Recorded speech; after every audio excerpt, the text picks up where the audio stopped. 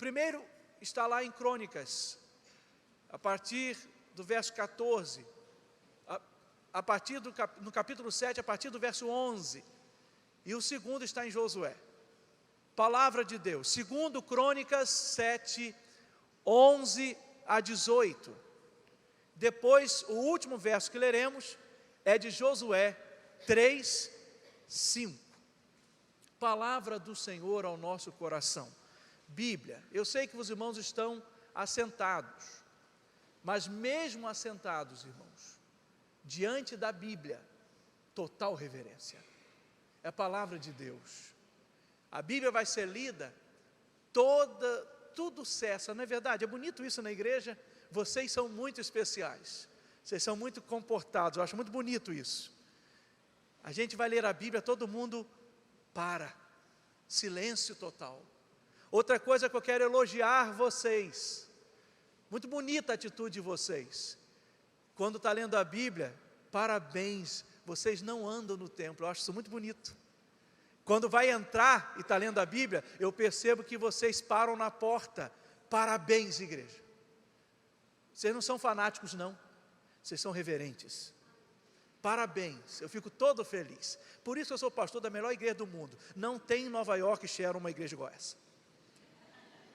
Para ter uma igreja em Nova York igual essa, tínhamos que um dia a gente podia fazer um passeio e fazer um culto lá. Vamos lá em Nova York, irmãos? Pronto, agora a gente vai. Quando o povo diz que vai, a gente faz missões no Central Park, pastor Rafael. Ah, Jesus, que chique. Mas eu queria muito elogiar vocês, parabéns. É isso mesmo, irmãos. Esse carinho, está lendo a Bíblia? Silêncio, não se anda, postura de reverência. Eu queria parabenizar vocês. Vocês me enchem de orgulho, isso aqui é um coração, né? Vocês me enchem de orgulho. Mas vamos ler a Bíblia? Palavra de Deus, palavra sagrada, reverência extrema, é a palavra de Deus. Assim Salomão terminou o templo do Senhor e o palácio real. Realizou com êxito tudo quanto havia planejado fazer no templo do Senhor e no seu próprio palácio. Me ajuda aí, Lucas. Obrigado. Então o Senhor apareceu a Salomão de noite e lhe disse: ouvi a tua oração e escolhi este lugar para mim como templo de sacrifício. Se eu fechar o céu para que não chova, ou se ordenar aos gafanhotos que devorem a terra, ou se enviar a praga entre o meu povo, e se o meu povo, que se chama pelo meu nome, se humilhar, orar e buscar a minha presença, e se desviar dos seus maus caminhos, então ouvirei dos céus, perdoarei os seus pecados e sararei a sua terra. Os meus olhos estarão abertos e os meus ouvidos atentos à oração que se fizer neste lugar. Escolhi e consagrei este templo, para que o meu nome esteja nele para sempre, e os meus olhos e o meu coração estejam perpetuamente fixos nele. Quanto a ti, se andares diante de mim, como andou teu pai Davi, fazendo conforme tudo o que te ordenei, obedecendo aos meus estatutos e às minhas normas, então confirmarei o trono do teu reino, conforme a aliança que fiz com teu pai Davi, dizendo: não te faltará sucessor que governe Israel. Vamos juntos o verso de Josué?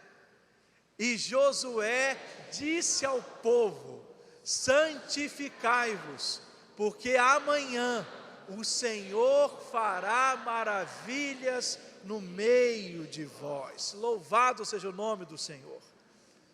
Comentando o primeiro texto de 2 Crônicas, o verso 11 nós lemos, ele afirma que Salomão havia terminado o templo do Senhor e também o seu palácio. Terminou o templo e terminou a casa. E o Senhor apareceu para ele e disse o seguinte sobre ele: as suas orações serão atendidas. Foram atendidas. Mas há condições que quero apresentar. E aí Deus apresenta essas condições. Os versos 13 e 14 vão nos dizer, irmãos, que se o povo de Deus fizesse 3 coisas, o Senhor responderia a esse povo de 3 maneiras. Quais são as 3 coisas que o verso diz? O povo tinha que se humilhar, ou seja, o povo tinha que se submeter, o povo tinha que orar arrependendo-se, e o povo tinha que voltar-se, ou retornar para Deus. Se o povo fizesse isso, Deus iria ouvir o povo, Deus iria perdoar esse povo, perdoar os pecados do povo, e Deus iria sarar essa terra. Os versos 15 a 18, os últimos que lemos de Crônicas, o Senhor desafiou Salomão a permanecer fiel às leis do concerto, às leis da aliança, para que pudesse desfrutar inteiramente dos benefícios das bênçãos de Deus. Interessante como que Deus vai tratar a aliança feita com Davi. Deus não se esqueceu do que tinha acertado com o pai dele. Eu vou honrar tudo que eu fiz e falei com seu pai. Interessante, Deus é fiel a ele mesmo, irmãos. Deus cumpre as alianças que ele fez, independente de Salomão, Deus cumpre as alianças. Eu tenho aliança com seu pai. Obedeça para que você desfrute dessas bênçãos também. Eu disse para o seu pai que eu não iria deixar Israel sem sucessor. Que coisa linda, eu acho tão lindo isso, irmãos. Deus prometer isso a Davi: não vai te faltar sucessor, não vai faltar sucessor para você. Esse é o Deus que nós cremos. Quero fazer aplicações para chegarmos a Josué na conclusão. Irmãos, como que uma igreja pode se preparar espiritualmente para o que Deus vai fazer nela? Há várias maneiras, mas entendendo um pouquinho como o texto de Crônicas, especialmente o verso 14, vamos nos preparar com os 3 pedidos de Deus àquele povo e sendo para nós. Primeiro, nós devemos nos preparar assumindo uma postura de submissão integral a Deus, irmãos. No caminho da preparação espiritual, nós precisamos nos despir de nós mesmos e assumir abertamente que nós dependemos de Deus. Aqui é um primeiro passo para uma preparação espiritual. Nós, como igreja, precisamos nos humilhar diante de Deus. Não vamos exercer o projeto Vem na nossa força, nas nossas qualidades, na preparação tão linda que essa igreja tem. Nós dependemos do Senhor para estar nas ruas de Cabo Frio e para evangelizar vidas. Por isso nossa igreja deve continuamente ter uma postura de integral submissão a Deus. Quem manda é Ele, quem fala é Ele. Nós estaremos humildes debaixo da potente mão do Senhor. Aquilo que Deus desejava ter do seu povo nos tempos, quando falou a Salomão, Deus continua desejando ter também de nós, irmãos. Uma igreja integralmente submissa ao Senhor. O que Deus manda, o que Deus fala, o que Deus direciona, é isso que a igreja tem que fazer. Nós precisamos ser uma igreja humilde diante do seu Deus, humilhada diante do seu Senhor. Eu amo ver uma igreja que se ajoelha para orar. De vez em quando eu peço a vocês, não é para poder a articulação da gente mexer, não. É mais do que isso. Eu sei que Deus recebe a oração sincera da igreja. Um dia me perguntaram, pastor, e tem resposta, irmão, que sai na hora, porque é Deus que dá, que a gente não estuda para dar essa resposta, não acontece. Mas um dia me perguntaram o que eu achava de oração com a mão para o alto. Disse, o que eu vou falar? Eu disse, irmão, eu acho a mesma coisa de oração com a mão para baixo. Da mesma coisa. Então Então, o que eu acho de oração ajoelhada? A mesma coisa de oração sentada. Porque tem gente que pode estar com a mão para o alto, mas não está orando com o coração. Tem gente que pode estar com a mão para baixo, mas não está orando com o coração. Tem gente que pode estar sentado ou em pé e não está orando, está só de jeito externo. Mas há pessoas que estão orando sentadas, mas estão reverentes. Estão com a mão para o alto, mas estão reverentes. Estão ajoelhados, mas estão reverentes. O meu ponto não é o gestual, dizendo que ele é mais importante. Quando eu digo que eu amo a igreja orando ajoelhada, irmãos, é porque a gente mostra no corpo que a gente se curva diante do Senhor. É nesse sentido. A gente mexe com esse esqueleto que a gente tem e a gente se põe ali, é com Ele que a gente vai conversar. E a gente se abaixa diante de Deus. Eu amo ver a igreja. Vamos ajoelhar. Aí eu acho linda essa atitude. Eu esqueci do nome, mas eu acho que foi Bergman, quando era primeiro-ministro de Israel.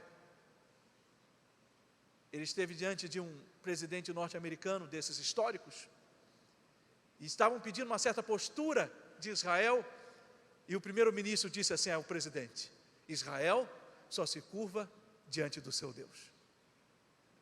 Meus irmãos, nós precisamos fazer isso como igreja. A igreja só se curva diante do seu Deus. Então, a gente dobrar o joelho não é simplesmente para articulação, ou para agradar o pastor. O pastor mandou, eu dobrei o joelho. Não, é para a atitude do coração. Sabe, a atitude do coração. E a gente se engana às vezes,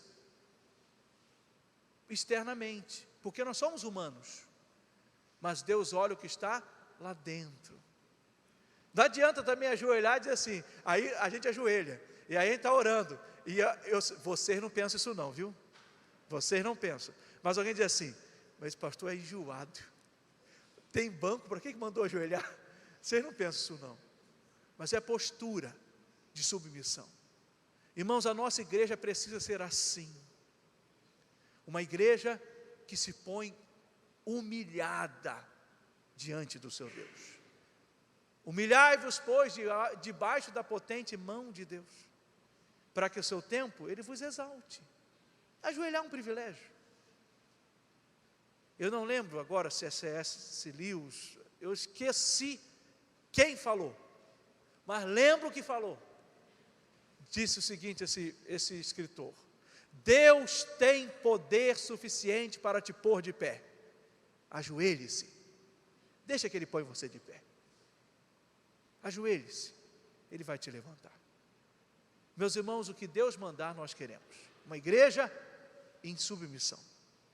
Segundo destaque, segunda postura de uma igreja, segundo comportamento de uma igreja que na preparação espiritual, para o bem e para tudo na vida, é orar e buscar a presença de Deus, irmãos. Orar e buscar a presença de Deus, na verdade, precisa ser estilo de vida do cristão. A oração é o melhor caminho para evitar que caiamos em tentação, irmãos. O melhor caminho para evitar a gente cair em tentação é orar. Oração é um santo remédio, então, para a gente não errar. Jesus, quando estava com seus discípulos, orando, disse: orem para vocês não caírem em tentação. Quanto mais a gente ora, irmãos, mais distante da tentação. Olha, deixa eu ser prático. Se de repente você está passando por uma luta no seu casamento, e você está enjoado, porque tem momento que você pode estar mal, e de repente o diabo ele é sujo, ele é sagaz, e ele sabe a hora que você está numa crise no casamento, e ele vem e põe uma tentação nessa hora, porque ele é maldoso. Se você olhar a tentação, e se a tentação te chamar, porque a diaba chama também, você olha para a cara dela e começa assim: Senhor, não me deixe cair em tentação. Senhor, eu não quero errar, eu não quero trair minha esposa, eu não quero trair o meu marido, me ajuda. Meu irmão, se você orar, eu duvido que você chega perto da tentação, porque a oração afasta a gente da tentação, ela afasta. Ora, irmão, começa a orar, a tentação vai embora até por achar você doido, mas começa a orar, não vou, Senhor, não me ajuda, não me deixe. E aí na tentação, você está na rua e estão te oferecendo a maldita droga, o maldito cigarro, e você está tentado, começa a orar, Senhor, eu não quero. Oração é um santo remédio. Oração, irmão, espanta até ladrão, é uma coisa de Deus.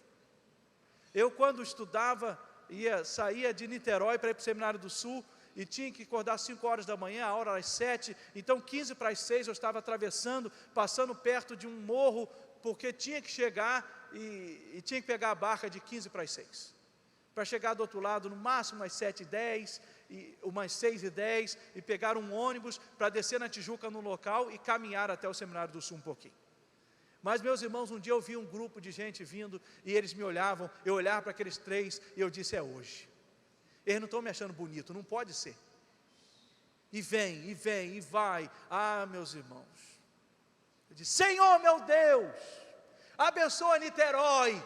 E comecei, Tu és fiel, Senhor. Meus irmãos, eles foram para outra calçada e eu segui. Falei, bendito seja o nome do Senhor.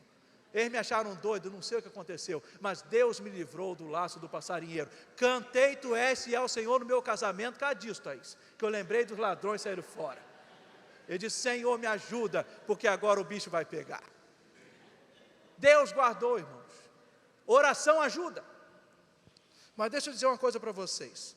Eu certa vez li uma frase de Leonard Ravenhill, gostei tanto dessa frase dele. Olha o que ele disse, eu acho que eu pus até aí na tela. Olha que bonita essa frase. Nós nunca oramos pelas pessoas sobre quem fofocamos, e nunca fofocamos sobre pessoas pelas quais oramos. A oração é um grande obstáculo à maledicência. Oração é remédio para tudo, irmãos. Oração é remédio para tudo. Ora, quanto mais oramos, mais estamos preparados espiritualmente. Quanto menos oramos, aí, irmãos, ainda há trabalho para Deus à beça. Oração. Última postura. Voltar-se para Deus. Voltar-se para Deus é o resultado de um coração que orou arrependido. Voltar-se para Deus é consequência prática, é o desviar-se dos seus maus caminhos. Desviar-se dos seus maus caminhos. Deus quer isso de nós, irmãos. Preparemo-nos, meu povo, para o que Deus fará entre nós. Deus vai fazer muita coisa, irmãos. Agora nos preparemos espiritualmente. Porque quando a igreja está trabalhando para ganhar vidas para Jesus, levantam-se obstáculos, mas nós não vamos parar. Assumamos o compromisso com a santificação, porque lembram-se de Josué, santificai-vos, porque o Senhor fará maravilha no meio de vós. Então tem que santificar. Deus faz a maravilha, claro que Ele faz, mas Ele espera do seu povo santificação. E, irmão, santificação não é negócio complicado, não. Santificação é para todo crente. Às vezes a gente pensa em santificação como um estágio de transformação no crente, num ET. Olha, agora eu não, santificação não é fazer de um crente um ET. Crente não é ser extraterrestre. Agora eu não posso mais rir, não. Por quê? Porque eu estou em santificação. Pelo amor de Deus. Rir é bom. Contar história saudável é bom. Piadas que crente pode contar é bom. Rir é muito bom. Ambiente alegre, não é isso. Agora eu não posso mais. Não, você não é crente, não, sai, eu não posso conversar com você. Você não é crente. Eu sou especial, eu sou crente, você não é. Não, que isso? Nós somos crentes e nós queremos que o outro seja. Não tem ninguém se colocando por cima do outro, não, pelo amor de Deus. Crente é gente normal, crente brinca, crente faz tudo que Deus deixa fazer. Agora, a santificação é uma receitinha muito simples, que nos leva a não pecar e a se aproximar de Deus. Eu gosto muito de um ditado que eu ouvi lá em Vitória, quando estive num congresso da Juventude Batista Brasileira, esses dias atrás, porque eu sou jovem demais, E quando eu estava lá no congresso da JBB, Juventude Batista Brasileira, JBB, o pastor da igreja que estava recebendo a juventude saudou a gente e falou assim: aqui na igreja nós temos alguns ditados. Um ditado da nossa igreja é o seguinte: aqui você pode tudo, menos pecar. Disse: gostei desse ditado. Não pode pecar. Mas pastor, eu sou pecador. Mas não pode. Entende? Eu não quero pecar. Eu não quero pecar. Isso é preparação de santificação. Eu não quero pecar. E é difícil. Aí eu lembrei do saudoso pastor Fanini. O pastor Fanini deixou para a gente coisas muito lindas. Uma muito linda que ele deixou foi o seguinte: crente vive de vitamina BO, Bíblia e oração. E aí ele dizia: Bíblia mais oração igual a santificação. Ficou a equação do pastor Fanini na minha cabeça. Você vê, pastores eles inventam as frases, a gente não esquece. Fiquei com a frase dele na cabeça, e ele botou uma equação para o povo da igreja dele repetir: Bíblia mais oração igual a santificação. Então é isso, vitamina BO, irmãos. O que a nossa igreja precisa? Vitamina B e vitamina O, Bíblia e oração. Irmãos, a igreja pode estar fazendo uma festa danada, a igreja tal não, a igreja nossa, estou falando da igreja, a nossa igreja, a igreja de Cabo Frio agora está uma maravilha, rapaz. Olha, aquele povo está fazendo, está acontecendo, os crentes agora estão cultuando tudo de cabeça para baixo. Aquilo ali é para pendurar vocês, tudo de cabeça para baixo, mas vem cá, mas o que tem lá? Tem isso, mas tem Bíblia e oração? Não, então não é igreja. Compreenderam? Então não é igreja. Então uma festa, mas peraí, não tem Bíblia e oração? Então é tudo, não é igreja. Faltou Bíblia, faltou oração. Então eu queria convidar você, meu irmão, em preparação para o vem, mas em preparação para a igreja como um todo. Preparação da igreja espiritualmente, orar pela vida financeira da igreja, orar pela fidelidade do povo da igreja, orar pelos casamentos da igreja, orar pelos filhos da igreja, orar pelos filhos afastados, para tudo, irmãos. E orar pelo vem. Queria convidar você para a gente fazer BO, Bíblia e oração. Nessa semana nós já estamos com um compromisso direto, mas eu queria desafiar os irmãos para nós fazermos isso arredondando, nesses 40 dias que faltam para terminar o ano. São 40 dias, arredondando, para ficar um númerozinho redondinho. Eu queria convidar para a gente fazer 40 dias até o final do ano, de um compromisso sequencial de Bíblia e oração. Você pode orar onde estiver, qualquer horário, em qualquer lugar. Mas eu queria fazer uma sugestãozinha para a gente tentar também. Eu queria muito que a gente tentasse, irmãos, como igreja. Pode fazer qualquer horário, em qualquer lugar, mas se puder também nesse horário, pelo menos uma vez, eu queria que a gente adotasse um reloginho de oração até o ano acabar, nosso aqui, desses 40 dias, que nós orássemos. Você escolhe, todo dia quando é meia-noite, 6 da manhã, meio-dia ou 6 da tarde, que a gente parasse para orar. Pastor, mas eu não quero esses horários. Irmão, é qualquer horário, é em qualquer lugar. Esse é só um indicativo sugestivo para a igreja. Quem puder, pastor, todo dia eu posso, meia-noite, todo dia nesses 40 dias eu vou parar para orar. Se possível, se ajoelhe, irmão. Pastor, ninguém vai estar vendo, o Papai do céu vai ver. Se possível, se ajoelhe. Eu vou ficar tão feliz de saber assim, meia-noite, tem a Bíblia Cabo Frio está orando. Pode não estar todo mundo, mas alguém está. 6 da manhã, opa, a nossa igreja está orando. As casas estão em oração. Meio-dia, eu vou saber, tem gente orando da igreja de Cabo Frio. Nosso povo está orando. E 6 da tarde.